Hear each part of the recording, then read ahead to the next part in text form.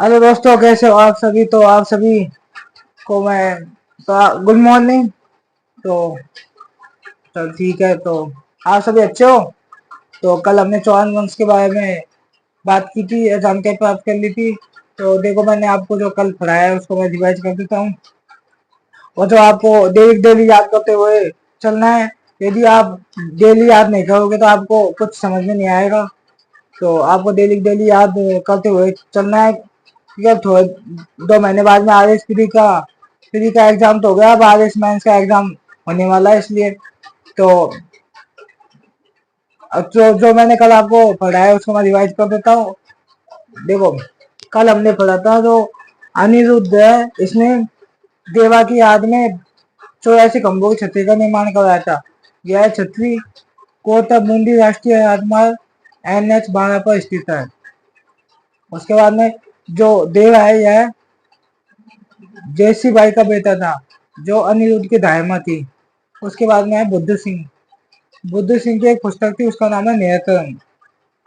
उसके बाद में बूंदी का उत्तराधिकार संघर्ष। बुद्ध सिंह के 2 बेटे थे, एक का नाम दलेर सिंह और एक का नाम उमेर सिंह। दलेर सिंह इसका दत्तक पुत्र तथा उमेर सिंह इसका वास्तविक पुत्र था। जो सवाई जय सिंह है, इसने दलेर सिंह का साथ दिया। मराठों ने उमेर सिंह का साथ दिया था। बूंदी एक पहली राजस्थान की पहली रियासत थी जिसमें मराठों ने हस्तक्षेप किया था। अमर कंवर है, यह सवाई जय सिंह की बहन व बुद्ध सिंह की रानी थी। अमर कंवर ने उमेर सिंह का पक्ष में मराठों के एक सेनापति को बुलाया था। उसके बाद में जो कृष्णा कंवर है, यह सवाई जय सिंह की पुत्री तथा सवाई जय सिंह की तो पुत्री थी और दलेर सिंह की रानी थी। तो उसके बाद में एक हमने विष्णु कुमार इसने अगला था। विष्णु कुमार इसने 1818 ईस्वी में अंग्रेजों से संधि की। उसके बाद में हमने देखा था कोटा का इतिहास। कोटा में चौहान वंश की आधा सागर शासन था। पहला राजा था कोटा में, जो पहला राजा था कोटा का पहला राजा कौन था। कोटा का तो पहला पहला राजा था माधो सिंह। उसने उसने 1631 ईस्वी में शाहजहां ने इसे कोटा को शाहजहां ने इसे कोटा का मतलब स्वतंत्र राजा घोषित किया था। और शाहजहां ने दक्षिण एशिया दक्षिण एशिया की जीत के कारण इसे शाहजहां ने माधो सिंह को एक रफ्तार नामक एक घोड़ा दिया था। उसके बाद में अगला राजा देखा तुमने मुकुंद सिंह ने कोटा में एक अबली मेणी का महल बनवाया था। मुकुंद सिंह धर्मत के युद्ध में दारा की तरफ से लड़ता हुआ मारा गया था। उसके बाद में हमने अगला राजा देखा था। अगला राजा था भीम सिंह। जो भीम सिंह ने फर्रुख सिंह के कहने पर भीम सिंह ने बूंदी के बुद्ध सिंह को हराया तथा बूंदी का नाम बदलकर भीम सिंह ने फर्रुखाबाद कर दिया था। और फर्रुख सिंह ने भीम सिंह को एक शेरगढ़ किला दिया था। जो शेरगढ़ का किला है, यह बारा में स्थित है। बारा जो जिला है उसमें स्थित है। भीम सिंह ने अपना नाम बदलकर कृष्णदास कर लिया था। क्यों किया था? क्योंकि यह एक वल्लभ संप्रदाय का अनुयायी था। और भीम सिंह ने कोटा का नाम बदलकर नंदगांव तथा शेरगढ़ का नाम बदलकर बरसाना कर दिया था ना। और जो भीम सिंह है उसने बारा में सांवरिया जी का मंदिर बनवाया था। उसके बाद में जो उसके बाद में फिर संधि होती है, पूरक संधि 1818 में होती है। इसकी शर्तें थी जालिम सिंह झाला व उनके वंशज कोटा के दीवान रहेंगे। कोटा की सारी शक्तियां दीवान के पास रहेंगे। अगला था किशोर सिंह द्वितीय। किशोर सिंह दुतिया के समय एक युद्ध होता है, मांगरोल का युद्ध 1821 ईस्वी में। इस मांगरोल के युद्ध में मतलब अंग्रेजों ने जालिम सिंह झाला का साथ दिया, जो कोटा का सेनापति था। और जो अंग्रेजों ने किसने दिया था साथ? कर्नल जेम्स टोन ने। इस युद्ध में जालिम सिंह झाला की जीत हुई और किशोरी सिंह दुतिया हार गया था यह युद्ध, मांगरोल का युद्ध। उसके बाद में अगला राजा था राम सिंह राम सिंह यह बूंदी के रतन सिंह का पुत्र था। 1838 ईस्वी में क्या हुआ? कोटा रियासत का विभाजन किया गया। कोटा का विभाजन अलग का, एक झालावाड़ अलग डिस्ट्रिक्ट बना दिया गया। और झालावाड़ को किस प्रकार झालावाड़ है उसको, वहां को झालावाड़ में मदन सिंह को राजा बनाया गया। और जो मदन सिंह है यह जालिम सिंह झाला का पोता था। जालिम सिंह झाला मर गया, उधर से किशोर सिंह उसको वापिस अंग्रेजों ने बना दिया था प्रशासक। फिर ये दोनों मर गए। अब इनके बाद में इनके पोते बनेंगे, बेटे मर गए, पोते बनेंगे, तो आपस में लड़ाई झगड़े नहीं, इसलिए अलग अलग कर दिया था अंग्रेजों ने, विभाजन कर दिया था 1838 ईस्वी में। फिर जो झालावाड़ है यह राजस्थान की अंतिम रियासत थी और झालरापाटन यह झालावाड़ की राजधानी है। उसके बाद में आज हम देखेंगे परमार वंश। परमार वंश में हम तो परमार वंश की उत्पत्ति आपको पता है। परमार वंश की उत्पत्ति देखो आबू से हुई है। आबू से हुई है। अब हम परमार वंश में इनका उत्पत्ति स्थल है आबू। परमार वंशों ने बहुत जगह राज किया था। इनकी कुछ रियासतें थी। पहली है आबू। आबू के बाद में इन्होंने मालवा पर अधिकार किया था, बागड़ पर अधिकार किया था, जालौर पर अधिकार किया था और और बहुत सी जगह मतलब इन्होंने अपना अधिकार किया था। उसके बाद में अब हम पढ़ेंगे आबू का इतिहास। आबू का इतिहास में एक राजा देखेंगे, धूमराज। राजा नहीं था वो, धूमराज है आबू के परमारों का आदि पुरुष था, पहला पुरुष यही था, परमाणु में पहला व्यक्ति यही था। उसके बाद में पहला राजा था उत्पल राज यह आबू के परमाणु की यहाँ से वंशावली शुरू होती है, प्रारंभ होती है। तो अब मैं आपको कराऊंगा आबू मतलब परमार वंश में हम डालेंगे आबू का इतिहास। तो आप डाल लीजिए परमार वंश। देखो परमार वंश की उत्पत्ति आबू से हुई है। और जब ये पहले चौहान शक्तिशाली थे और एक ऋषि जग के अग्निकुंड से होती है इनकी उत्पत्ति। तो परमार वंश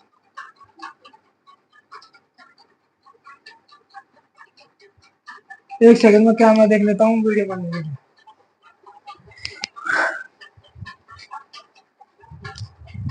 आपको एक बात ध्यान रखनी है, क्योंकि आपको आपकी जो पढ़ाई है उसको निरंतरता बनाए रखनी है। आपको डेली जो आपको आज पढ़ाया जाता है उसको आपको डेली रिवाइज करना है। ये आपकी कंटिन्यूटी बनी रहनी चाहिए, तभी आप आरएस बन पाओगे, नहीं तो नहीं बन पाओगे। जो आपने आज याद किया उसको कल भी याद करो, 7-8 दिन तक लगातार याद करो, तभी आप आरएस बन सकोगे, आरएस बनने के लायक हो सकोगे। आप राजस्थान की कोई सी भी लेवल की एग्जाम आप क्रैक कर सकते हो आरएस की तैयारी करके। तो मैं आपको आप सभी से यह कहता हूँ कि तो आरएस की एग्जाम में राजस्थान की सबसे बड़ी एग्जाम है, लेकिन आपको इसके लिए आपको जो ये एग्जाम है या मेहनत मांगती है। यदि जितना आप मेहनत करोगे, जितनी ज्यादा आप पढ़ाई करोगे, सही ढंग से पढ़ाई करोगे समझ के, तो आपको कोई दिक्कत नहीं आएगी। आपको आईएएस बनने से कोई नहीं रोक सकता, क्योंकि आपको पता है आगे कंपटीशन थोड़ा ज्यादा हो रहा है। और अब जो भाई अभी ये राजस्थान सरकार ने वैकेंसी निकाली है फोर्थ लेवल की, इसमें 53,000 कुछ पद आए हैं। तो आप भर देना फॉर्म, कोई दिक्कत नहीं है, क्योंकि आपने तैयारी कर रखी है। राजस्थान इतिहास में नहीं आएगी, तो इसमें से यदि आपका सिलेक्शन हो जाता है तो कोई दिक्कत नहीं। तो आप फॉर्म भरना है आपको फोर्थ लेवल का। जो आपकी तैयारी है इसको रेगुलर आपको बनाए रखनी है। और देखो, जीवन में संघर्ष संघर्ष जो करेगा उसे सफलता अवश्य मिलेगी। आज नहीं तो कल अवश्य मिलेगी सफलता। तो आपको जो आपकी पढ़ाई है इसको शांत तरीके से कोमल कोमल भाव से आपको पढ़ाई करनी है। आपको पढ़ाई करते समय मोबाइलों से दूर रहना और फालतू चीजों में आपको टाइम बर्बाद नहीं करना है। तो आज हम देखेंगे आबू का मतलब परमावंश।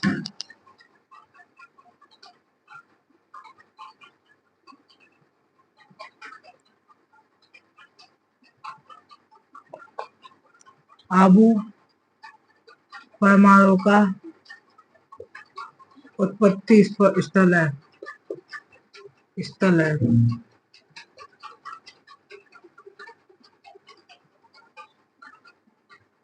इनकी रियासतें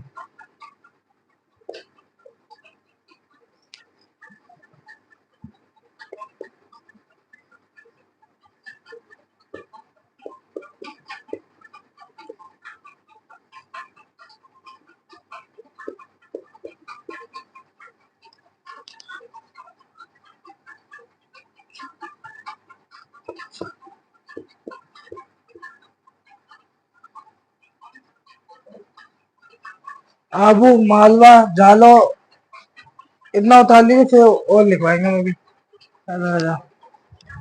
अब पानी पी लेता हूँ।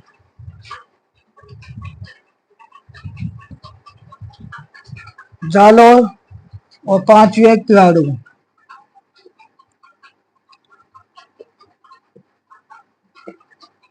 यह बाड़मेर में। देखो, आबू परमाणु का उत्पत्ति स्थल है। इनकी रियासतें परमावंश ने रियासतें आबू, मालवा, बागड़, जालोर, किराड़ू, बाड़मेर में। उतार लीजिए, उतार लीजिए। अब हम देखेंगे आबू का इतिहास।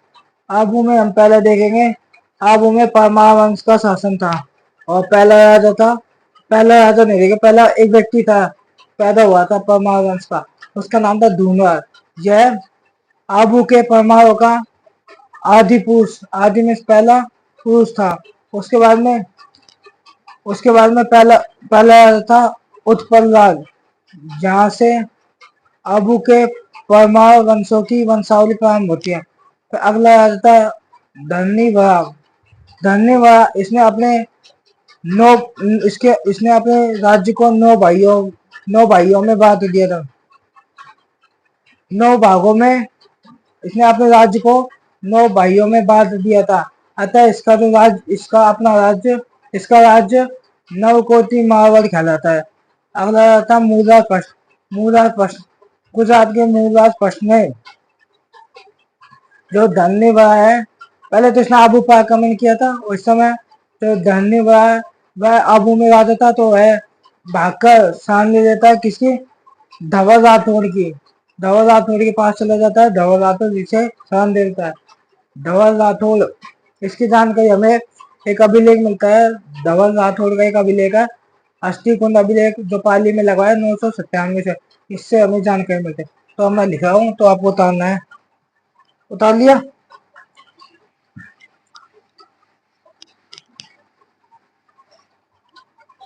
डाला आबू का इतिहास।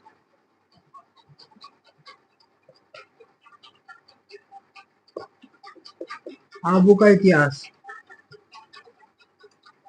शायद डाल लेता हूँ मैं।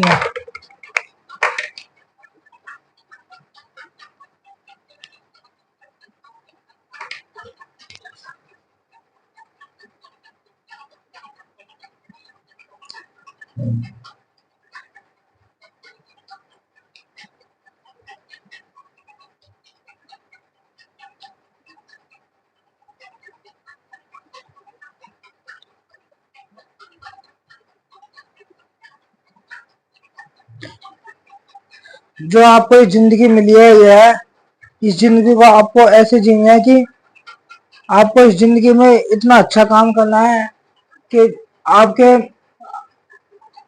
मतलब आपके इतने चर्चे हो बहुत। आप इस जो जिंदगी मिली है इसमें आप अच्छे काम करो, अच्छे कार्यक्रमों के लग के आपके परिवार माता पिता का नाम रोशन करो, जिससे आपके परिवार में खुशी हो। तो हम पहले डालना है आबू का इतिहास।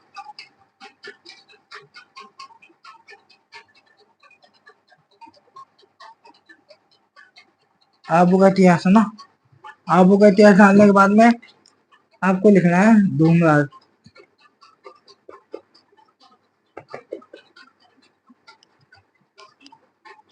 यह है आबू के परमाणु का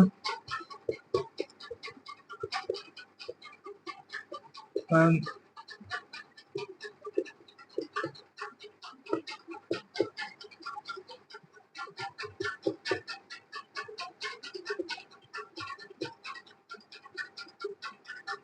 यह आबू के परमाणु का आदि पुरुष था। पहला व्यक्ति परमाणु का कौन था? धूमराज। यह आबू के परमाणु का आदि पुरुष था। उसके बाद में दूसरा राजा हुआ था पहला, उत्पल राज।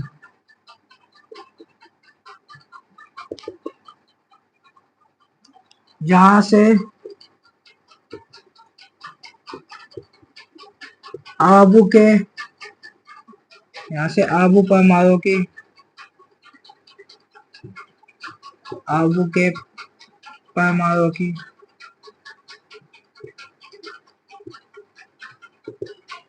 वंशावली प्रारंभ हुई। वंशावली प्रारंभ हुई। यहाँ से आबू के परमाणु की वंशावली प्रारंभ हुई। पहला पहला व्यक्ति कौन था? धूमराज। उसका आदि वंश पहला पुरुष था। उसके बाद में तीसरा था, तीसरा व्यक्ति था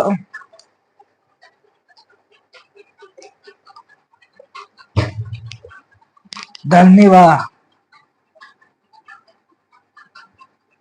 धन्यवाद। इसने अपने राज्य को 9 भाइयों में बांट दिया था। अपने राज्य को 9 भाइयों में बांट दिया था तथा इसका राज्य अतः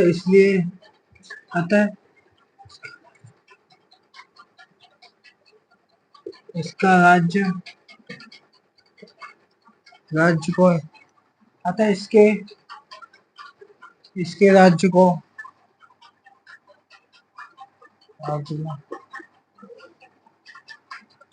मारवाड़ मारवाड़ का इसके राज्य को नवकोटि मारवाड़ कहा जाता है।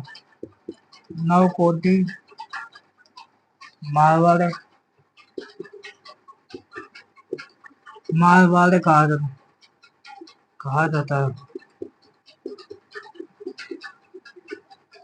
उतार लीजिए। इसने अपने 9 भाई थे, उन 9 भाइयों में अपने राज्य को 9 जगह बांट दिया था और राज्य को बांटने के बाद इसे नवकोटि मारवाड़ कहा जाता है। इसके राज्य को नवकोटि मारवाड़ कहा जाता है। कोटि ऐसे देखना, नवकोटि मारवाड़ कहा जाता है। और उसके बाद में अगला आता मूलराज का। गुजरात के मूल राज ने गुजरात के मूल राज ने आबू पर आक्रमण किया था। उतार लिया।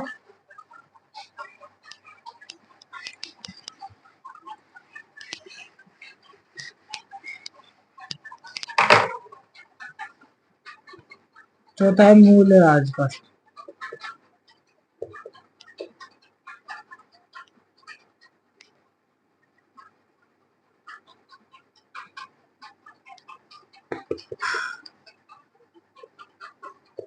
गुजरात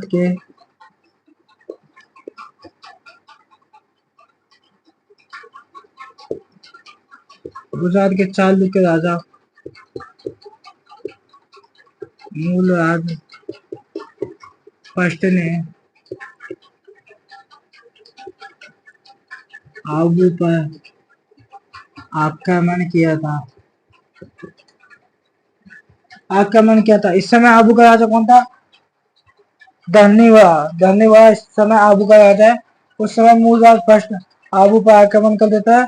अब धन्यवाद यहाँ से भागकर धनक एक व्यक्ति था धनक धवल राठौड़ के पास जाता है और धवल राठौड़ इसे मतलब धन्यवाद को शरण दी थी। तो इस समय तो धवल राठौड़ ने इस समय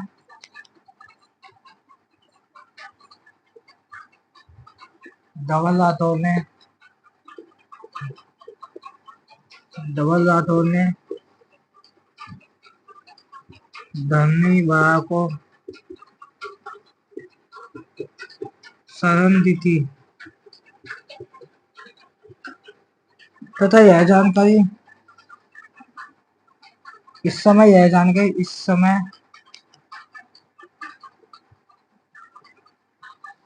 अतः अतः यह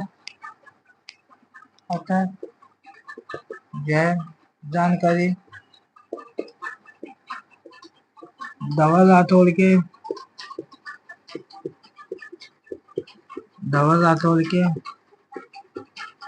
अस्थि कुंड अभिलेख जो अस्थि कुंड अभिलेख है यह पाली में से अस्थि कुंड अभिलेख पाली से प्राप्त होती है। जब यह अभिलेख 997 ईस्वी का है।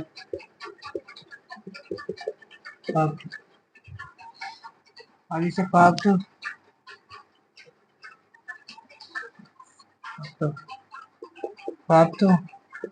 होती है। यह जानकारी किससे प्राप्त होती है? जानकारी यह प्राप्त किससे होती है? धवल राठौड़ का एक अभिलेख मिलता है अस्थि कुंड अभिलेख जो तो पाली में लगा हुआ है 997 ईस्वी की बात है। तो इतना उतार लीजिए। किससे आगे था? एक राजा था उसका नाम था धंधुक। धंधुक नाम का राजा था। इसने गुजरात के एक चालुक राजा था भीमपस्ट। उसने क्या किया? आबू पर आक्रमण किया। आबू पर आक्रमण करने के बाद में तो धंधुक सा यह भागकर परमार के पास चला जाता है। भोज परमार के पास जाकर भोज परमार ये मालवा के थे लेकिन इन्होंने चित्तौड़ पर राज कर रखा था। फिर भीम पश्च ने आबू का प्रशासक विजय विमल शाह को बनाया था। विमल शाह को आबू का प्रशासक बना दिया। विमल शाह ने भीमपस्ट जो विमल शाह है उसने क्या किया? भीमपस्ट और जो धंधुक है इन दोनों के बीच में समझौता करवाया था। और जो इसने विमल शाह ने एक मंदिर का निर्माण करवाया था। तो इतना बता दे फिर से आगे वो लिखेगी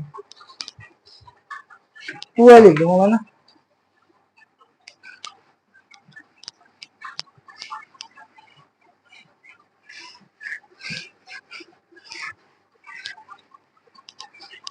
अगला याद है धंधुक चौथोड़ी में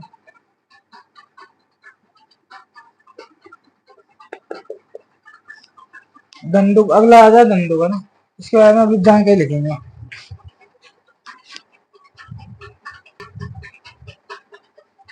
देखो अगला राजा है धंधुक। गुजरात के चालुक्य राजा भीमपस्ट ने आबू पर आक्रमण किया। इस समय इसने धंधुक ने भोज परमार थे ये मालवा थे। भोज परमारों के पास शरण ली थी। इस समय जो भोज परमार थे ये चित्तौड़ पर राज कर रहे थे। भीमपस्ट ने विमल शाह को आबू का प्रशासक बनाया था। विमल शाह को क्या बनाया? आबू का प्रशासक बनाया। भीमपस्ट ने विमल शाह को आबू का प्रशासक बनाया था। विमल शाह को ने आबू का प्रशासक बनाया। विमल शाह ने भीमपस्ट व धंधुक के बीच क्या किया? समझौता करवाया था। विमल शाह ने देलवाड़ा जो सिरोही में है, देलवाड़ा में आदिनाथ मंदिर बनवाया था, आदिनाथ जी का मंदिर बनवाया था। तो निर्माण करवाया था किसने? विमल शाह ने। जैनों का मंदिर था। इस मंदिर को विमल वसीय कहा जाता है। विमल वसीय मतलब, विमल वसीय का मतलब था जैन मंदिर, तो इसलिए इसका नाम विमल ने बनाया, तो इसका नाम पड़ा विमल वसीय कहा जाता है। जेम्स टोड के अनुसार यह ताजमहल के बाद भारत की सबसे सुंदर इमारत है। कौन? विमल वसीय जो मंदिर है, यह ताजमहल के बाद भारत की दूसरी और भारत की सबसे सुंदरतम इमारत है। लाहिनी देवी, लाहिनी जैन धंधु की पुत्री थी। इसने बसंतगढ़ सिरोही में सूर्य मंदिर व सरस्वती बावड़ी का पुनर्निर्माण करवाया था। राजस्थान में सर्वाधिक सूर्य मंदिर बसंतगढ़ सिरोही में स्थित है। तो इतना उतारिए, फिर से आगे अगला राजा है विक्रम देव। इसकी जो उपाधि थी उसका नाम है महामंडलेश्वर। इसने जो राजा अन्नराज पढ़ा है, सोमेश्वर का पिता अन्नराज, इसने अन्नराज के खिलाफ गुजरात के कुमारपाल चालुक्य की सहायता की थी। तो उसके बाद में आगे पढ़ेंगे, इतना उतार लीजिए।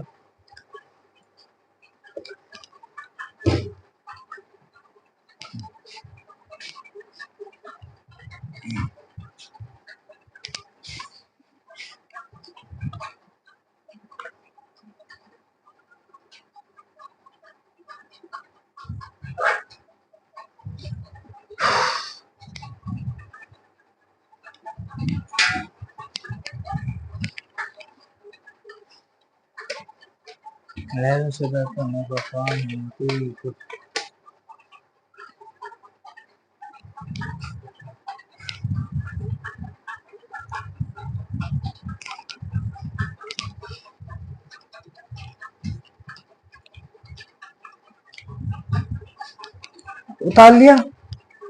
तो अगला आ जाए विक्रम देव। आपको समझ में तो आया ना? कहीं समझ में नहीं आया? कहीं आप भी ताबा होते जा रहे हो, बच्चे होते जा रहे हो, तो आप सभी को समझ में आना चाहिए। मेन बात ये है कि आपको समझ में आना चाहिए, और कुछ नहीं है।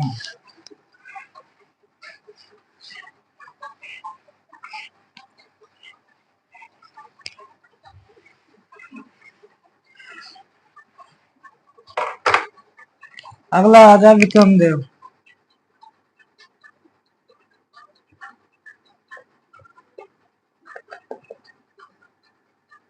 इसकी उपाधि थी महामंडलेश्वर, महामंडलेश्वर।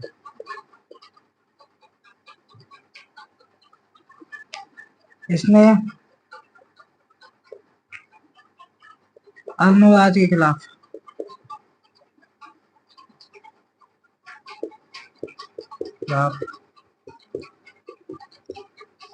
गुजरात के कुमारपाल चालुक्य की सहायता की थी।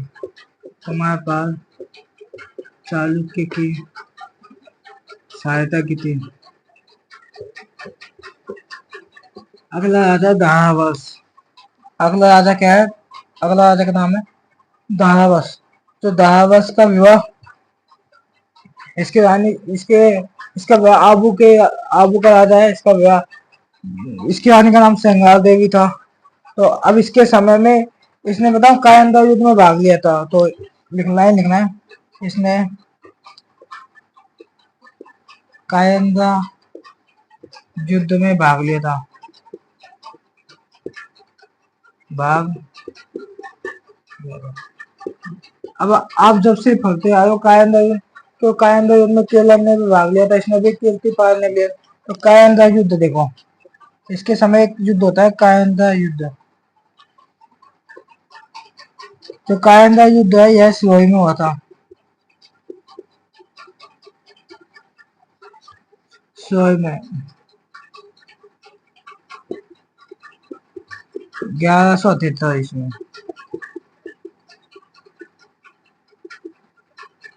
1173 ईस्वी में। देखो यह हुआ था मोहम्मद गोरी। जो मोहम्मद गोरी है, यह गजनी की थी, गजनी की है ना, वह से हुआ था। नायिका देवी, मोहम्मद शाह व मोहम्मद शाह नहीं, मूलराज सेकंड, मूलराज द्वितीय। मूलराज द्वितीय का पिता तो मर गया था, इसलिए इसकी संरक्षिका थी नायिका देवी। नायिका देवी को पता था कि जो गौरी है, तो नायिका देवी के पास 3-4 हजार की सेना थी और गौरी के पास 50,000 की सेना थी। तो मोहम्मद गौरी सोचे थे मैं जीत जाऊंगी। नायिका देवी तो मोहम्मद गौरी युद्ध करने के लिए आ रही थी। तो क्योंकि ये नायिका देवी बहुत चतुर थी और बहुत दिमागदारी थी, नायिका देवी ने आसपास के राजाओं से सहायता ली। जैसे जालोर के राजा कीर्तिपाल से सहायता ली और केलन से सहायता ली, बूंदी के राजा से। तो इसने 4-5 राजाओं से सहायता ली और यह बात का मोहम्मद गोरी को पता नहीं चला। और फिर इन सब एक जगह होके मोहम्मद गोरी को हरा दिया था। तो देखो सहायता किसने की थी, एक तो राजा केलन ने, हमने लिखा था ना केलन ने कायन युद्ध में भाग लिया, केलन और धारावंश, एक का नाम था कीर्तिपाल।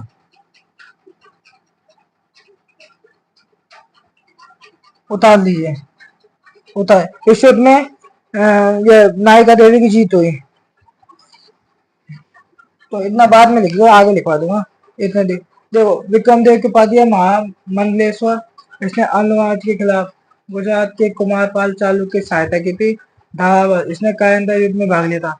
जो कायंदा का युद्ध है यह सोई में होता है 1178 ईस्वी में। मोहम्मद गोरी जो गजनीति थी वह मूलराज सेकंड, इसकी माँ का नाम नायिका देवी जो इसकी संरक्षिका थी। इसने सहायता ली थी केलन, धारावर से कीर्तिपाल, तीनों ने मिलकर मोहम्मद गोरी को हरा दिया था। तो उतार लीजिए इतना।